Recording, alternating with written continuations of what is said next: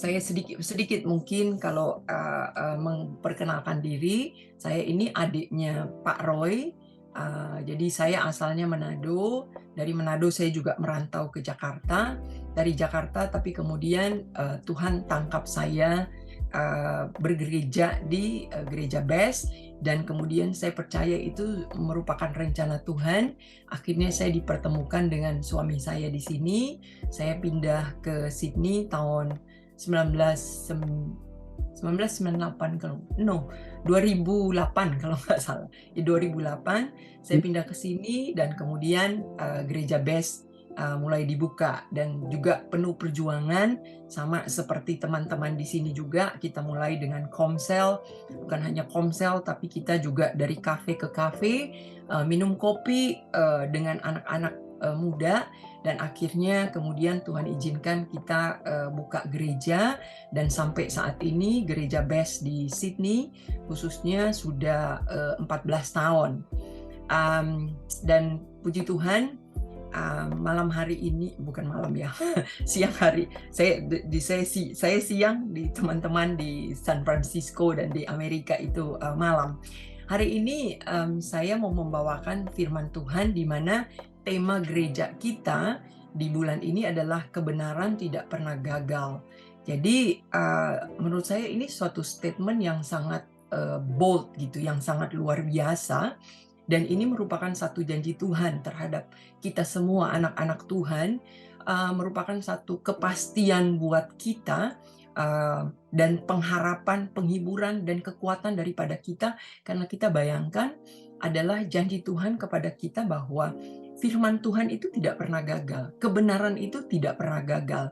Jadi janji Tuhan terhadap kita tidak akan pernah Tuhan tidak tepati. Nah, saya sendiri ini kalau mungkin saya dalam satu keadaan I don't have any problem, everything is okay, mungkin buat kita yang sedang berada di dalam keadaan seperti itu, oh ya, that's good. Tapi kalau buat kita yang saat ini sedang dalam masalah yang berat, di dalam pergumulan yang kayaknya tidak ada jalan keluar dan lain sebagainya, menurut saya ini adalah merupakan satu siraman rohani yang sungguh luar biasa, penghiburan yang sangat luar biasa. Jadi kayaknya kita itu udah nggak ada jalan keluar. For me, ini janji Tuhan yang sungguh amat sangat menguatkan kita gitu. Jadi hari ini mungkin teman-teman yang sedang tidak ada dalam masalah, dalam keadaan yang baik-baik saja, dengarkan ini, simpan ini dalam hati, karena satu hari kelak kita nggak tahu. Masalah bisa datang tiba-tiba tanpa diundang. Ini adalah bekal buat kita pada saat kita menghadapi masalah dalam kehidupan kita. Nah, kalau di Australia, saya tidak tahu di US, di Australia sekarang keadaan lagi tidak baik. Dan menurut saya banyak di dunia juga keadaan itu lagi tidak baik juga ya. Perekonomian, suku bunga kita, kalau kita punya mortgage, punya pinjaman, suku bunga itu naik udah tiga kali gitu. Jadi sangat mempengaruhi kita punya financial. Jadi dalam arti dulu mungkin kita bayar sebulan itu cuma $700 selama sebulan, tapi sekarang bayangkan harus jadi 2.100 gitu. Karena suku bunga naik gila-gilaan. Terus kemudian lapangan kerja juga mulai banyak yang hilang gitu. Terus ada juga di sini fenomenanya adalah banyak mereka mempermudah student asing untuk datang, sehingga rent itu lagi susah untuk dapat. Jadi kalau ada rumah yang mau disewakan, apartemen khususnya yang disewakan, itu sekali open house yang datang itu bisa 30 orang. Bayangkan, susah bener untuk cari tempat tinggal gitu untuk yang sewa. Beli rumah udah mahal, untuk sewa pun udah sulit gitu. Jadi kayak teman saya itu cari setengah mati satu kamar di Mascot itu daerah yang banyak diminati orang Asia juga, dekat sama airport. Itu satu kamar itu udah 700 per minggu. $700 per minggu. Bayangkan kalau kita punya pekerjaan, income kita habis hanya untuk bayar rent gitu. Nah, jadi banyak sekali masalah, tetapi satu janji Tuhan itu yang kita harus pegang, bahwa kebenaran itu tidak pernah gagal. Janji Tuhan itu tidak pernah gagal bagi orang yang cinta sama Dia. Orang yang sungguh-sungguh dekat dan melekat sama Dia, itu pasti tidak akan pernah dibiarkan kita itu jatuh tergeletak. Ada aja cara Tuhan. Nah, jadi bagaimana saat ini kita mau belajar bersama-sama, kita ini yang kita katakan kita ini cinta Tuhan, kita ini mau mendekat dan melekat sama Tuhan, kita mau belajar bagaimana agar supaya di dalam keadaan yang gonjang-ganjing ini, masalah yang datang silih berganti, kini kita ini selalu memegang janji Tuhan. Jadi supaya kita itu tidak bimbang dan tidak ragu dengan janji Tuhan. Nah, saya ambil dari Matius 14 ayat 22 sampai 33, di mana perikop ini menceritakan mengenai Yesus itu berjalan di atas air. Perikop ini menceritakan mengenai Yesus berjalan di atas air, sesuatu cerita mengenai apa yang terjadi dan Yesus lakukan yang tidak masuk akal. Masa sih ada orang berjalan di atas air? Tetapi itulah Tuhan kita gitu. Tuhan kita atau firman Tuhan itu di atas logika yang menurut kita nggak mungkin, itu bisa menjadi mungkin gitu. Nah, coba kita lihat sekarang Matius 14 ayat 22. Ini Yesus berjalan di atas air. Dikatakan di sini bahwa sesudah itu Yesus segera memerintahkan murid-muridnya naik ke perahu dan mendahuluinya ke seberang. Sementara itu ia menyuruh orang banyak pulang. Jadi ceritanya, sebelum cerita ini, Yesus membuat satu mujizat di mana orang banyak ikut lihat pengajaran daripada Tuhan, mujizat yang Tuhan lakukan. Dan mujizat yang barusan terjadi yang Tuhan lakukan adalah Tuhan memberi banyak makan orang dengan cuma roti dan ikan gitu. Jadi membuat banyak orang tuh bisa tercukupi dan juga ada kelebihan. Jadi orang banyak ikut, tapi kemudian Yesus bilang ke murid-muridnya, naik perahu ke seberang sana, kamu duluan, saya nanti belakangan. Sementara Yesus juga menyuruh orang banyak itu untuk pulang gitu. Ayat 23, dan setelah orang banyak itu disuruhnya pulang, Yesus naik ke atas bukit untuk berdoa seorang diri. Ketika hari sudah malam, ia sendirian di situ. Kemudian ayat 24, perahu murid-muridnya sudah beberapa mil jauhnya dari pantai dan diombang-ambingkan gelombang karena angin sakal. Nah, mungkin saya berhenti sampai sini. Nah, kita coba pikirkan bahwa kita ini menjadi murid Tuhan. Kita ini sedang dalam perahu. Nah, tapi kalau perahu mereka itu di area itu, kalau kita mungkin dalam perahu kehidupan, tiba-tiba kita lagi di dalam perahu kehidupan, kemudian kita itu diterpa oleh badai dan kita ini diombang-ambingkan gelombang karena angin sakal. Saya percaya kalau saat ini kita mengandaikan kita ini dalam perahu, semua air, kita dalam perahu yang kecil, terus kemudian gelombang kanan kiri, angin ribut dan lain sebagainya, pasti ada ketakutan dalam hidup kita. Saya percaya. Kenapa? Apalagi kita merasa, waduh, Tuhan lagi nggak sama kita nih. Kita di perahu sendirian gitu kan. Tapi ternyata janji Tuhan itu luar biasa, yang membawa saya itu ke poin yang pertama, Bapak Ibu, bahwa poin yang pertama di dalam setiap masalah kehidupan kita, Tuhan tahu dan Tuhan mau untuk tolong kita. Nah, ini firman Tuhan ini, kita ini dikuatkan dengan firman Tuhan. Kalau kita lihat di dalam kitab Markus, kita lihat dalam kitab Markus 6 ayat 48. Ini judul perikopnya sama, Yesus berjalan di atas air. Tetapi ini ada satu ayat dalam Markus 6:48 di mana ini lebih memperjelas kepada kita semua bahwa Tuhan tahu dan Tuhan mau untuk tolong kita. Nah, kalau tadi kan di kitab Matius nggak ada nih, ini kurang nggak kelihatan jelas gitu. Tapi kalau di ayat 48 ini, di kitab Markus ini dikatakan begini, ketika Yesus melihat betapa payahnya mereka mendayung karena angin sakal, maka kira-kira jam 3 malam ia datang kepada mereka, berjalan di atas air dan ia hendak melewati mereka. Jadi kata ketika Yesus melihat, garis bawahi kata ia melihat. Nah, jadi sini jelas Bapak Ibu, dalam setiap kehidupan kita, dalam setiap masalah dalam kehidupan kita, Yesus itu melihat loh. Yesus itu tahu loh. Yesus itu tahu apa yang terjadi dalam kehidupan Bapak dan Ibu termasuk saya. Dan di sini dikatakan bahwa jadi Tuhan tahu, poin saya yang pertama adalah Tuhan tahu dan Tuhan mau. Jadi kalau kita, let's say, kalau kita ini dalam kita punya masalah, kita tahu Tuhan tuh lihat kita, Tuhan tahu keadaan kita, dan Tuhan mau untuk tolong kita. Saya yakin dan percaya kita khawatir kita nggak akan mendominasi hidup kita. Ketakutan kita pasti nggak akan membuat ketakutan kita nggak akan mengambil alih gitu kita punya kehidupan. Kenapa? Karena kita tahu memang ada masalah, tapi Tuhan tahu kok, Tuhan mau kok tolong saya.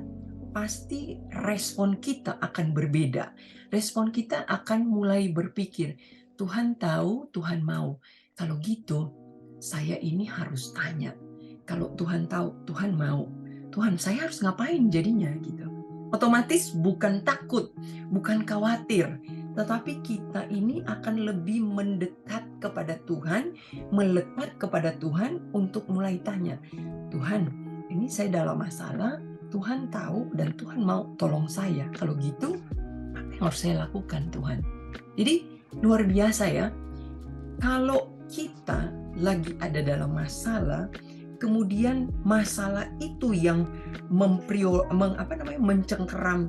Jadi itu yang menjadi fokus kita, ketakutan kita yang fokus kita.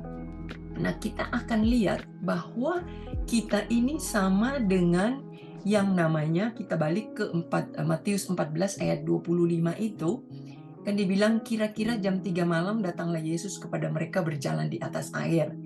Nah, ayat 26 kemudian dibilang begini, ketika murid-muridnya melihat Yesus berjalan di atas air, mereka terkejut dan berseru, itu hantu. Lalu berteriak-teriak karena takut. Bapak Ibu, berarti kalau kita ini takut, kita ini khawatir, Yesus pun kita sangka itu hantu. Kalau kita khawatir, kita takut, pertolongan Tuhan pun kita nggak akan sadar. Pertolongan pun kita akan tidak tahu. Kenapa? Karena kita itu takut, kita itu khawatir. Jadi kita nggak bisa melihat dengan kacamatanya Tuhan. Padahal pertolongan Tuhan udah di depan mata. Pertolongan Tuhan itu sudah Tuhan sediakan kepada kita. Tapi kita nggak ngerti, kita nggak tahu. Karena kita itu takut dan khawatir. Jadi akhirnya itu yang terjadi kalau kita itu fokusnya kepada ketakutan dan kekhawatiran kita. Nah, jadi kata kita ini harus percaya bahwa kalau Tuhan suruh, seperti di perikop ini, Tuhan suruh murid-muridnya itu ke seberang. Tuhan meminta kita itu untuk umpamanya melakukan sesuatu. Kalau Tuhan suruh, pasti Tuhan sertai. Bukan hanya Tuhan sertai, Tuhan kasih tahu. Tuhan bersama dengan kita. Nah, kerap kali kita nggak sadar, Bapak Ibu. Nah, jadi kalau di sini poin yang pertama adalah Tuhan tahu dan Tuhan mau, ini membawa kepada poin saya yang kedua adalah kalau dalam masalah, kita dalam problem kehidupan ini, yang kedua harus tenang kalau lagi dalam masalah. Kenapa? Kalau kita nggak tenang, seperti tadi kan, ini perikopnya adalah Tuhan pun kita sangka hantu. Pertolongan pun kita tidak tahu, kita nggak akan sadar gitu. Jadi kuncinya adalah seperti kata Tuhan di sini. Tetapi segera Yesus berkata kepada mereka, tenanglah, aku ini, jangan takut. Jadi Poin yang kedua adalah menghadapi segala sesuatu di dalam kekhawatiran kita, ketakutan kita, kita harus tenang. Pada waktu kita tenang, itu hikmat dari Tuhan akan datang. Kalau kita tenang, kita akan tahu pertolongan Tuhan itu di mana, apa yang Tuhan mau kita lakukan, kita tuh akan sadar, kita akan mengerti gitu. Nah, jadi itu yang Tuhan minta kepada kita. Karena kerap kali kalau kita tidak tenang dari masalah satu, kita tidak akan mengambil satu keputusan yang lain, itu akan create another problem dalam kehidupan kita. Kenapa? Karena kita tuh tidak tenang. Karena kita tidak tenang, kita itu tidak sadar bahwa Tuhan maunya kita melakukan langkah ini. Akhirnya kita pakai langkah kita pikir dengan kekuatan kita. Sehingga akhirnya dari problem yang satu, kita pindah ke problem yang lain. Padahal Tuhan sudah sediakan jalan keluar untuk kita. Jadi kuncinya yang kedua adalah tenang. Sama seperti Mazmur 62 ayat 6, mungkin gak usah dibuka. Kata pemazmur di sini, Daud mengatakan, hanya pada Allah saja kiranya aku tenang, sebab daripadanya lah harapanku. Harapan kita itu hanya kepada Tuhan. Pada saat kita ada masalah, pada saat kita ada dalam ketakutan, jangan berharap kepada siapa-siapa. Kenapa? Karena kalau kita berharap kepada orang, orang itu bisa mengecewakan kita. Suami kita, istri kita, anak kita, orang tua kita, pemimpin kita mungkin, semuanya yang namanya orang bisa mengecewakan. Hanya Tuhan yang tidak pernah akan mengecewakan. Makanya letakkan pengharapan kita itu kepada Tuhan, karena Tuhan tahu dan Tuhan mau. Tapi kuncinya kita itu harus tenang. Sehingga kalau kita sekarang dalam ketakutan, besarkan hati kita. Karena kita yakin dan kita percaya Tuhan tahu dan Tuhan mau. Jadi fokus kepada Tuhan. Kemudian poin yang ketiga adalah membawa kepada ayat yang ke-28 dan 29. Lalu Petrus berseru dan menjawab. Jadi Petrus dalam masalah juga kan, sama seperti kita. Dan menjawab Tuhan, Tuhan, apabila engkau itu, suruhlah aku datang kepadamu berjalan di atas air. Kata Yesus, datanglah. Maka Petrus turun dari perahu dan berjalan di atas air mendapatkan Yesus. Nah, di sini kita akan belajar khususnya dari Petrus. Kenapa Petrus yang tadinya berhasil berjalan di atas air, kemudian dia gagal, padahal tadinya udah berhasil. Sama mungkin dengan perjalanan iman kita juga. Di awal kita udah berhasil, kenapa kemudian kita gagal? Nah, hari ini kita belajar daripada Petrus. Nah, yang pertama dikatakan di sini, tetapi ketika dirasanya tiupan angin, takutlah ia dan mulai tenggelam. Lalu berteriak, Tuhan, tolonglah aku. Segera Yesus mengulurkan tangannya, memegang dia dan berkata, hai orang yang kurang percaya, mengapa engkau bimbang? Lalu mereka naik ke perahu dan angin pun redalah. Dan orang-orang yang ada di perahu menyembah dia, katanya, sesungguhnya engkau anak Allah. Jadi poin saya adalah kenapa tadinya Petrus itu bisa berjalan di atas air. Yang pertama adalah Petrus itu dia fokus terhadap Tuhan. Nah, sekarang mungkin kita coba pikirkan, kalau hari ini kita sedang dalam masalah, apakah kita masih fokus nggak kepada Tuhan? Karena kita ingat Tuhan itu Tuhan penguasa semesta alam. Bahkan orang mati pun dia itu bangkitkan. Jadi Tuhan itu di atas logika kita. Jangan hari ini kalau kita dalam masalah, kita pikir dengan logika kita. Tapi kita harus pakai kacamata Tuhan. Tuhan tahu, Tuhan mau, kebenaran tidak akan pernah gagal bagi orang yang cinta akan Dia. Tuhan itu Tuhan di atas cuaca. Tuhan di atas masalah kita. Buat Tuhan itu masalah kita itu kecil. Dan itu pasti ada jalan keluar. Tapi ada hal yang Tuhan lakukan, ada hal yang Tuhan minta kita lakukan. Nah, yang Tuhan lakukan adalah Tuhan mau, Tuhan tahu, Tuhan mau. Kita punya bagian adalah kita ini fokus kepada Tuhan. Kita letakkan pengharapan kita kepada Tuhan. Dan kita ini harus mengalahkan, kita punya ketakutan dan kita punya kekhawatiran, kita fokus kepada Tuhan saat ini. Dan kita harus mendekat dan melekat. Hari ini mungkin Bapak Ibu kita ini mendekat. Tapi pertanyaan yang berikut adalah, mendekat saja nggak cukup loh, harus melekat. Artinya melekat itu apa? Mungkin saya ambil contoh begini ya, Bapak Ibu. Kalau kita mau mendekat, saya punya handphone ini, saya mendekat kepada handphone ini.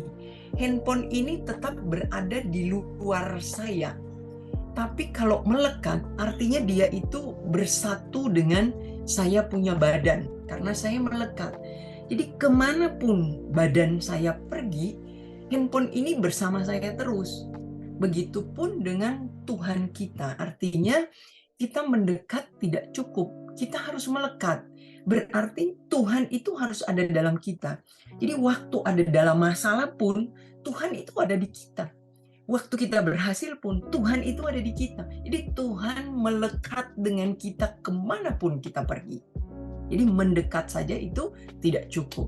Makanya di firman itu ketika Yesus mengatakan datanglah.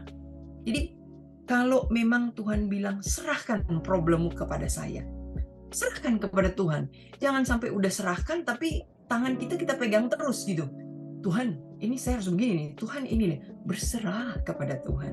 Berikan kepada Tuhan. Jangan pegang lagi. Serahkan kepada Tuhan. Tapi yang kita lakukan adalah fokus. Mendekat, melekat supaya kita tahu Tuhan minta kita lakukan apa. Terus kemudian menarik. Apalagi waktu kita fokus kepada Tuhan, Tuhan kemudian ternyata dari Petrus melakukan, dia nggak melakukan sembarangan. Waktu dia bilang, Tuhan, kalau itu Engkau, panggil aku. Tuhan bilang, datang. Ternyata Petrus itu dia menunggu perintah daripada Tuhan. Nah, kerap kali dalam kehidupan kita itu mau mendekat, sudah melekat, tapi kita itu tidak tunggu aba-aba dari Tuhan. Sehingga akhirnya kita melakukan tindakan yang salah. Jadi kita harus seperti Petrus. Tindakan Petrus dalam menghadapi masalah adalah dia tunggu perintah daripada Tuhan. Saya percaya kalau kita udah melekat sama Tuhan, pasti kita tahu waktu Tuhan mengatakan kita harus begini atau begitu. Dengan apa? Banyak hal kita mendapatkan hikmat daripada Tuhan. Karena Tuhan yang meletakkan dalam hati kita. Jadi selain Petrus menunggu perintah Tuhan, ada langkah iman dari Petrus sehingga dia bisa berjalan di atas air.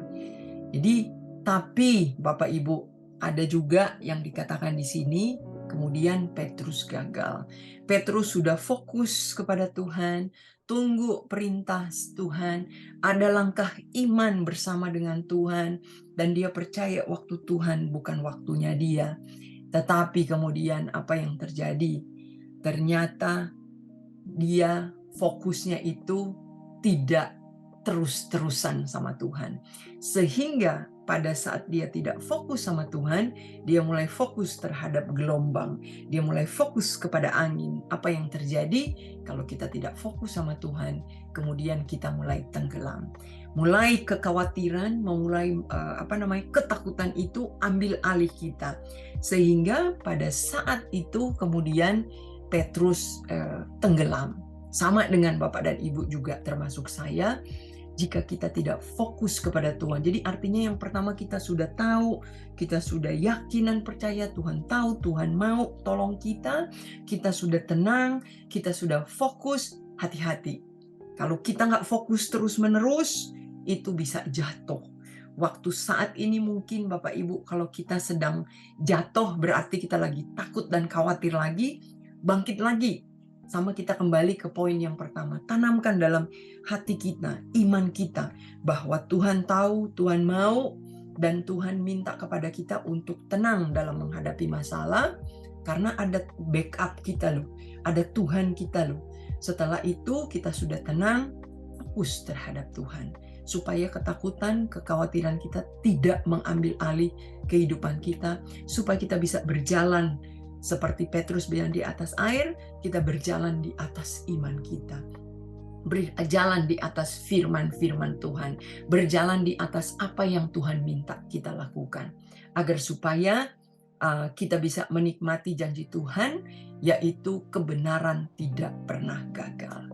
Nah, jadi sekarang pertanyaan mungkin untuk kita semua, bagaimana dengan Bapak dan Ibu termasuk saya? Apakah saat ini iman kita ini fokus terhadap Tuhan, atau justru kekhawatiran dan ketakutan masalah itu yang kita fokuskan? Kalau memang kita sekarang lagi fokus terhadap masalah, ayo sekarang kita fokus terhadap Tuhan, supaya janji Tuhan itu kebenaran tidak pernah gagal, kita bisa raih, dan itu yang kita bisa nikmati janji-janji Tuhan dalam kehidupan kita. Demikian firman Tuhan di malam hari ini dan pagi hari ini. Mari kita tundukkan kepala dan kita berdoa. Terima kasih Tuhan untuk kebenaran firman Tuhan yang kami sudah dengar, suatu penghiburan dalam kehidupan kami jika hari ini kami sedang dalam masalah, suatu kekuatan dan pengharapan yang baru kalau hari ini kami sedang hidup dalam ketakutan, tetapi suatu hal yang sungguh menghibur kami juga. Pada saat hari ini mungkin hidup kami sedang menikmati berkat-berkat daripada Tuhan. Tetapi ini yang akan kami pegang, bahwa kami yakin dan percaya janji Tuhan adalah Tuhan tahu apa yang sedang terjadi dalam kehidupan kami. Tuhan tahu dan Tuhan mau untuk selalu bersama dengan kami. Tuhan minta kami untuk selalu tenang dan fokus terhadap Tuhan. Mendekat dan bukan hanya mendekat, tetapi melekat terus sama Tuhan. Supaya janji Tuhan akan selalu kami nikmati dalam kehidupan kami. Terima kasih Tuhan, hamba mau berdoa buat semua yang ada pada malam hari ini. Tuhan memberkati mereka, Tuhan memberikan kekuatan kepada mereka, Tuhan memberikan hikmat kepada mereka, agar supaya selalu terus berjalan dengan firman Tuhan, supaya tetap terus berjalan terus dengan kebenaran, dan supaya meraih janji-janji Tuhan di dalam kehidupan mereka. Terima kasih Tuhan, terima kasih ya Bapa. Di dalam nama Tuhan Yesus Kristus. Haleluya. Amin.